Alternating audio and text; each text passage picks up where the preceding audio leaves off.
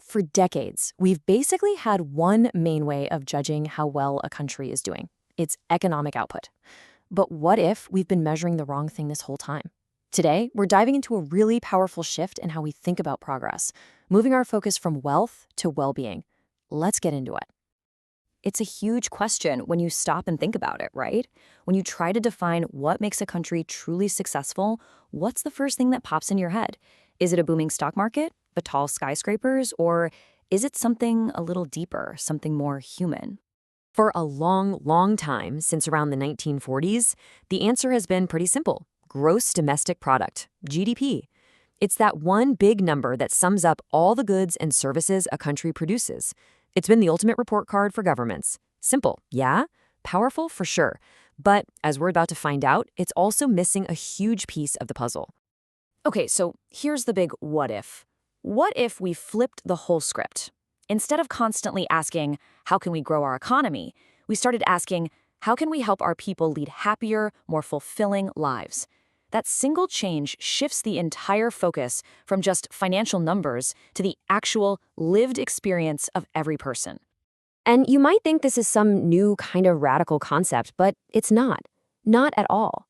The idea that a government's number one job is to look after the well-being of its citizens is actually a very old, very powerful idea.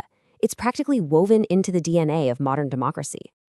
Yep, that's Thomas Jefferson. The only legitimate object of good government. That's a pretty powerful statement, right? It tells us that from the very beginning, the goal was never just about building a massive economy. It was about creating a society where people could actually thrive.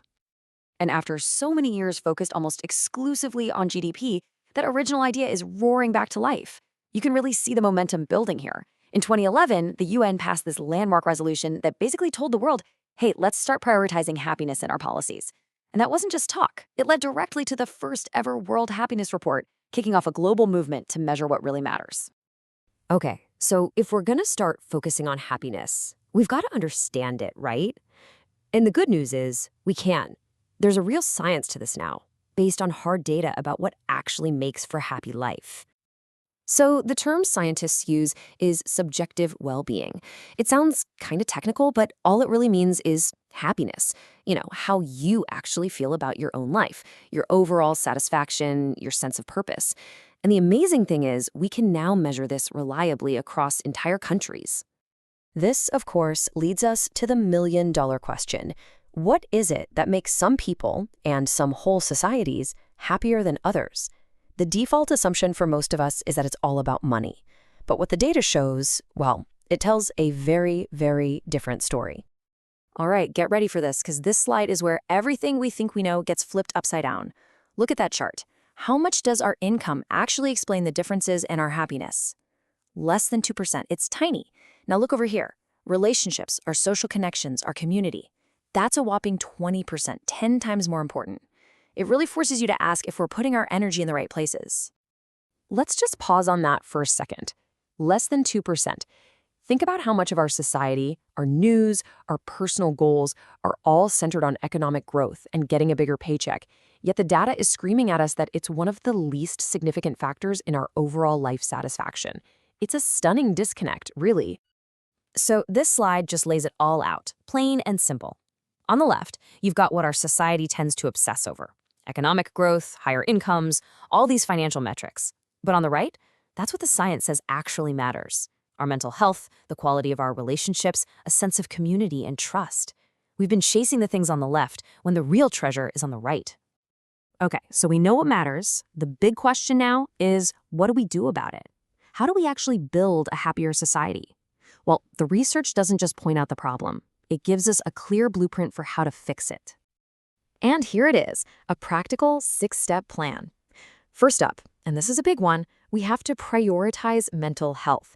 Make it just as easy and normal to get help for as a broken arm. Second, it's about jobs. Not just any jobs, but stable, secure work that gives people a sense of purpose. Third, we need to strengthen our communities, supporting families and our social fabric. Fourth, we've got to reduce inequality to build trust and fairness. Fifth, our schools need to teach resilience and life skills, not just academics. And finally, we have to provide better support for families that are going through tough times. It's a powerful, evidence-based roadmap. But You know, it's not all on the government. Policy is huge, but it's only half the story. Creating the conditions for happiness is one thing, but actually living it, well, that requires something from all of us. And that's where the final crucial piece comes in, a shift in our culture. It's about moving towards a society where we genuinely care about the happiness of the people around us, not just our own. It's a move away from pure individualism and toward a sense of mutual care. So what does a cultural shift like that actually look like? Well, it means we're actively looking out for each other. It means we're intentionally building stronger communities where people feel like they belong. It's a fundamental move from just thinking me, to thinking we.